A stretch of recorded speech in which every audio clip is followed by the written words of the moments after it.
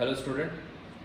Hello student, बेटा आज की आपकी 10th क्लास की ज्योग्राफी की क्लास है और ये आपका पहला चैप्टर है और पहला ही लेक्चर है। ठीक है, तो इसमें हम देखेंगे कि किस प्रकार हमारा जो पहला चैप्टर है रिसोर्सेज एंड डेवलपमेंट है ना, तो उसमें हम पहले तो ये जानें कि रिसोर्स क्या होता है। ठीक है, रिसोर्स किसे कहते हैं। भाई आपके सामने कोई चीज़ है और मान लीजिए वो पत्थर हो या कोई भी चीज़ हो, मान लीजिए वो फ्यूल हो, तो आप उसे रिसोर्स क्यों कहोगे, मतलब फ्यूल है वो, हम उसे फ्यूल क्यों कह रहे हैं। ठीक है, तो हम बस यही जानने की कोशिश कर रहे हैं कि अभी कि रिसोर्स किसे कहते हैं। ठीक है, पहले इसकी डेफिनेशन देख लेते हैं। Which can be use to satisfy our need, it is technologically accessible, economically feasible, culturally acceptable and can be termed as resource.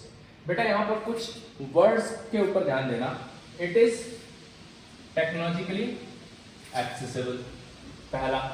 दूसरा, इकोनॉमिकली फिजिबल, ठीक है, एंड कल्चरली एक्सेप्टेबल, मतलब जो हमारी सेटिस्फाई, मतलब हमारी नीड्स को सेटिस्फाई कर सके, लेकिन उसके लिए टर्म्स क्या है कि वो टेक्नोलॉजिकली एक्सेसिबल हो। भाई हमारे पास एक प्रॉपर टेक्नोलॉजी जरूर हो कि उसको हम एक्सेस कर सके। ठीक है, भाई हमें मान लीजिए कच्चा तेल है किसी की ज़मीन के नीचे, लेकिन मुझे पता ही नहीं है कि मैं उसे निकालूं कैसे, मेरे पास एक प्रॉपर मेथड नहीं है, प्रॉपर टेक्नोलॉजी नहीं है। ठीक है, तो पहला रिक्वायरमेंट क्या है, टेक्नोलॉजिकली एक्सेसिबल। दूसरा, इकोनॉमिकली फिजिबल। मान लीजिए अगर इकोनॉमिकली फिजिबल, मतलब मेरा कहने का मतलब ये है कि उसको निकालने में, मतलब भाई उसके ऊपर जो खर्चा आएगा, ठीक है, या वो माइनिंग हो सकती है, कोई भी चीज़ हो सकती है, वो इकोनॉमिकली फिजिबल होना चाहिए। उसके ऊपर मेरा इतना कॉस्ट नहीं आए, खर्चा ना आए उसको निकालने में। या फिर अगर मैं उसे निकाल पा रहा हूँ, एक बड़ा उद्योगपति है, उसके लिए कोई खर्चा, कोई मायने नहीं रखता रिसोर्स को निकालना, लेकिन भाई जो कस्टमर है, जो उसको परचेज करने वाला है, उसके लिए इकोनॉमिकली फिजिबल हो, भाई उसे वो परचेज कर सके कम से कम, है ना, तो उसकी इकोनॉमिकल कंडीशन के अंदर वो परचेज कर सके, ये उसकी दूसरी कंडीशन होगी। तीसरी कंडीशन क्या है, कल्चरली एक्सेप्टेबल। मान लीजिए अगर वो किसी पहाड़ी एरिया में है और वहाँ ट्राइबल एरियाज हैं, रहती हैं, ट्राइब्स रहती हैं, तो यहाँ पर ये भी टर्म्स है कि वो कल्चरली एक्सेप्टेबल हो। ठीक है, मान लीजिए आप वहाँ से उनको रिमूव नहीं कर सकते। ठीक है, और दूसरा, कल्चरली एक्सेप्टेबल को इस तरीके से ही मान सकते हो कि आपने जो फ्यूल निकाला है वो जो ह्यूमन मैनकाइंड है उसके द्वारा एक्सेप्टेबल हो। ठीक है, तो ये होता है कि रिसोर्स किसे कहें, which can satisfy our need, it is technologically accessible, economically feasible, culturally acceptable, can be termed as resource. ठीक है, तो यहाँ पर आप हमने एक इंपॉर्टेंट रिलेशनशिप देखेंगे। ये जो ट्रायंगल मैंने आपके बीच सामने बना रखा है बेटा, ठीक है, ये जो ट्रायंगल है, ठीक है, नेचर, टेक्नोलॉजी, इंस्टीट्यूशन, और बीच में जो एच है वो इसका मतलब है ह्यूमन बीइंग। ठीक है, ह्यूमन बीइंग। तो देखो, नेचर, टेक्नोलॉजी, इंस्टीट्यूशन, इन तीनों को अगर कोई कड़ी जोड़ती है, ठीक है, इन तीनों को अगर कोई कड़ी जोड़ती है तो वो है ह्यूमन। भाई आपके पास नेचर है, नेचर में नेचुरल रिसोर्सेज हैं, लेकिन आप उन नेचुरल रिसोर्सेज को एक्सेस कैसे करोगे। ठीक है, भाई आप पे डिपेंड करेगा, मतलब ह्यूमन बीइंग पे डिपेंड करेगा। ठीक है, टेक्नोलॉजी जरूर है, क्या नेचर को टेक्नोलॉजी डायरेक्ट एक्सेस करती है, नहीं, उसके लिए सेटअप करने के लिए ह्यूमन रिसोर्स चाहिए, है ना, तो आपको ह्यूमन चाहिए। इंस्टीट्यूशंस को सेटअप करने के लिए, इंस्टीट्यूशंस को नेचर से जोड़ने के लिए ह्यूमन बीइंग की रिक्वायरमेंट है। तो human being is also a resource. ठीक है, आल्सो रिसोर्स। तो ये यहां तक मुझे लगता है आपको ये बात समझ में आ चुकी होगी कि रिसोर्स किसे कहते हैं, और ये जो ट्रायंगल है ये किस तरीके से इंटर रिलेशनशिप बताता है और इंटर डिपेंडेंसी बताता है कि नेचर और इंस्टीट्यूशन के बीच में क्या डिपेंडेंसी है, नेचर और टेक्नोलॉजी को जोड़ने के लिए क्या जरूरत है, इन दोनों की कैसे, मतलब ह्यूमन बीइंग के ऊपर डिपेंड करता है। अगर ह्यूमन बीइंग नहीं होगा तो इन तीनों चीजों को कोई नहीं जोड़ सकता एक साथ, है ना, तो human being is also resource. Now let us come to the some main important points. Resource का क्लासिफिकेशन किया हमने, ठीक है, अब रिसोर्सेज को हमने क्लासिफाई किया है कि किस किस बेसिस पे हम रिसोर्सेज को क्लासिफाई कर सकते हैं। तो जैसे कि on the basis of origin, देखो बेटा, ओरिजिन मतलब जहां वो पाया जाता है ना, on the basis of origin, जहां से उसकी उत्पत्ति हुई है। ठीक है, अब वो क्या हो सकता है, बायोटिक, अबायोटिक हो सकता है, भाई एक तो या तो लिविंग हो या नॉन लिविंग हो, है ना, यही तो कंडीशन हो। लिविंग में हम जानते हैं सारे के सारे एनिमल्स आते हैं, नॉन लिविंग में प्लांट्स, रॉक्स, है ना, फ्यूल, डेड एनिमल्स, ठीक है, मतलब जो भी जैसे कोल बोल दो आप, ठीक है, मैग्नीशियम बोल दो, ये सारे के सारे जितने भी मेटल और नॉन मेटल हमको धरती से मिलते हैं, हम उनको क्या कह देते हैं, अबायोटिक बोल देते हैं, ठीक है। अब बात आती है on the basis of exhaustibility. Exhaustibility देखो बेटा, word itself is defining it's meaning. Exhaustibility, exhaust होना, किसी चीज का खत्म होना, ठीक है भाई, कितनी जल्दी वो खत्म हो सकता है, क्या वो चलता रहेगा, ठीक है, अगर वो चलता रहेगा तो कब तक चलता रहेगा, ठीक है।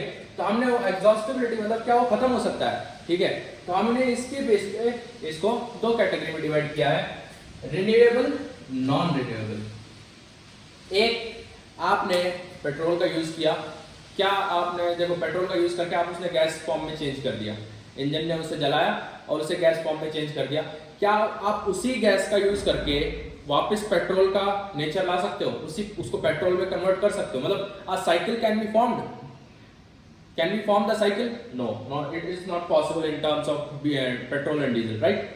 अब बात आती है नॉन रिन्यूएबल, ठीक है, sorry I think I have gone wrong, ठीक है। तो रिन्यूएबल का मतलब जिसे आप चेंज कर सको, रिन्यूएबल मतलब जिसे आप चेंज कर सको, मतलब कि जैसे कि विंड आप बार बार यूज कर सकते हैं, विंड से आप विंड एनर्जी बनाओ, विंड कोई खर्च होने वाली चीज नहीं है, ठीक है।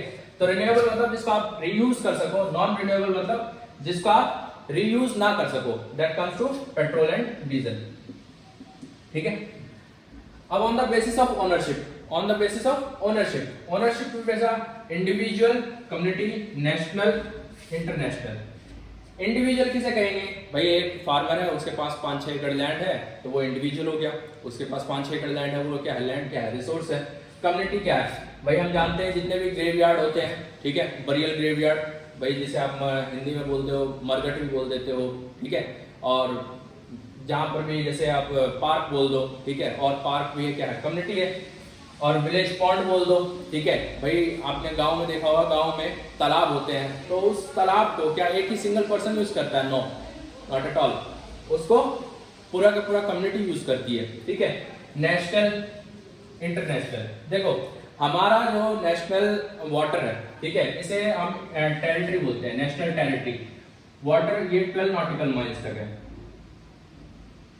12 नॉटिकल माइल्स तक है, मतलब मेरा कहने का मतलब क्या है, जितना भी समुद्री एरिया है हमारा, ठीक है, हमारा जितना भी तटीय एरिया है भारत का, वो कहाँ तक हम उसे एक नेशनल टेरिटरी कहेंगे, ठीक है, तो वहाँ हम उसे 12 नॉटिकल माइल्स तक कहेंगे, और ये अप्रॉक्सिमेटली 22.2 किलोमीटर के बराबर होता है। कितना होता है बेटा, 22.2 किलोमीटर के बराबर होता है, ठीक है। तो इसे हम नेशनल टेरिटरी कहते हैं, नेशनल वाटर कहते हैं, ठीक है। अब बात आती है हमारा भाई, अब देखो समुद्र तो अथाह है, ठीक है, अब उसमें भी क्या है कि अब ये नहीं है कि 22 किलोमीटर तक, 22.2 किलोमीटर तक हम आगे उसके बाद हम एक्सकवेशन नहीं कर सकते या रिसोर्स की खोज नहीं कर सकते, नहीं, हमारा इंटरनेशनल वाटर में 200 नॉटिकल माइल्स तक है, मतलब 200 नॉटिकल माइल्स तक हम किसी और की परमिशन के बिना हम अपने लिए रिसोर्स का एक्सकवेशन कर सकते हैं, ठीक है। तो ये हो गया हमारा इंटरनेशनल, ठीक है, नेशनल।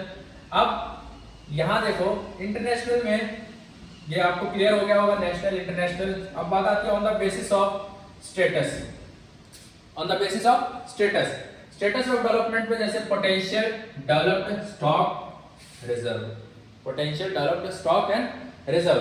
पोटेंशियल वो होता है जिसका भाई आप जानते हो, आप भाई नेचर में एग्जिस्ट करता है और वो ह्यूमन नीड्स को सेटिस्फाई कर सकता है टेक्नोलॉजिकली, ठीक है, बट अभी उसके लिए हमारे पास प्रॉपर टेक्नोलॉजी नहीं है, ठीक है, इसको ध्यान से सुनना। हाँ, नेचर में एग्जिस्ट करते हैं लेकिन उसका डेवलपमेंट नहीं हुआ है। मान लीजिए जैसे राजस्थान है, विंड एनर्जी और सोलर एनर्जी के लिए कितना परफेक्ट एरिया है, ठीक है, लेकिन हाँ वहां पर अभी टेक्नोलॉजिकल डेवलपमेंट हुआ नहीं है तो हम उसे यूज नहीं कर सकते। पोटेंशियल जरूर है, ठीक है, लेकिन अभी तक टेक्नोलॉजिकल डेवलपमेंट नहीं हुआ है। डेवलप्ड रिसोर्स, अब क्या है डेवलप्ड रिसोर्स किसे कहेंगे, जिस रिसोर्स की क्वालिटी और क्वांटिटी का पता हमें चल चुका है, जिस रिसोर्स की क्वालिटी और क्वांटिटी का हमें पता चल चुका है और अभी उसके ऊपर काम चल रहा है, उसे एक्सेस करने के लिए काम चल रहा है, ठीक है। मतलब हमें पता चल चुका है वो कितना एग्जिस्ट करता है, उसकी क्वालिटी क्या है और उसके लिए डेवलपमेंट हो रहा है।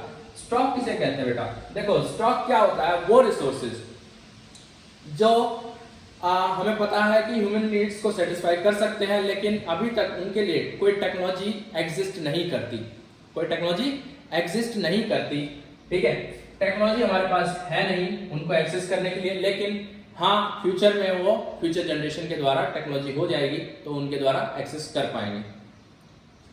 रिजर्व किसे कहते हैं बेटा? रिजर्व देखो आप सेट जैसे पढ़ोगे, सबसेट आपने पढ़ा ही होगा, सेट और सबसेट मेरे ख्याल से। जैसे कि अगर मैं ये कहूँ इस सर्कल का नाम यूनिवर्स है और ये अर्थ है, ठीक है, तो अर्थ क्या है? Earth is a subset of universe, है ना, earth is a subset of universe. So similarly अगर मैं ये कहूँ कि stock is a set and reserve is a subset of stock, ठीक है, reserve is a subset of stock. तो रिजर्व क्या है? रिजर्व वो रिसोर्सेज हैं जिसके बारे में हमें पता है कि वो एग्जिस्ट करते हैं, ठीक है, और ये भी हमने इनको क्या कर रखा है, फ्यूचर जनरेशन के लिए छोड़ रखा है जानबूझ के। स्टॉक क्या होते हैं? हमारे पास टेक्नोलॉजी नहीं है, इनका डेवलप्ड रिसोर्स क्या होते हैं? टेक्नोलॉजी के द्वारा हमें पता चल चुका है कि वो कितने एग्जिस्ट करते हैं, क्या उनकी क्वालिटी है, क्या उनकी क्वांटिटी है। पोटेंशियल क्या है? पोटेंशियल मतलब हाँ वो रिसोर्स है लेकिन उस एरिया में वो डेवलपमेंट नहीं हुआ है, उस एरिया में वो डेवलपमेंट नहीं हुआ है जिसके द्वारा उन रिसोर्सेज को यूज किया जा सके। तो देखो बेटा आपका आज का पहला लेक्चर यही है कि रिसोर्सेज का मैंने क्लासिफिकेशन समझाया है, ठीक है। एक बार मैं रिवाइज करा देता हूँ। Biotic, living, non living, exhaustibility, renewable जिसको बार बार यूज किया जा सके, नॉन रिन्यूएबल जिसको रीयूज ना किया जा सके या दोबारा उसको बनाया ना जा सके, ठीक है। ओनरशिप के बेस पे individual, community, national, international. International water में हमारा 200 नॉटिकल माइल्स तक की बाउंड्री है, ठीक है। नेशनल में 12 नॉटिकल माइल्स तक है, ठीक है। कम्युनिटी मतलब जैसे कि एक पूरी की पूरी कम्युनिटी की ओनरशिप होती है, जैसे कि विलेज पॉन्ड, बरियल ग्राउंड, ठीक है। पार्क्स ये हो गए, कम्युनिटी हो गए। इंडिविजुअल कैसे? इंडिविजुअल एक प्राइवेट प्रॉपर्टी कहलाती है, ठीक है। अब बात आती है on the basis of status. Status होते हैं जैसे डेवलप्ड, स्टेटस ऑफ डेवलपमेंट में जैसे potential, developed, stock and reserve. तो बेटा ये बहुत इंपॉर्टेंट है आपके एग्जाम के पॉइंट ऑफ व्यू से, हम इसके बारे में और भी थोड़ा सा पढ़ेंगे, ठीक है। अब मिलते हैं आपकी नेक्स्ट क्लास में, थैंक यू।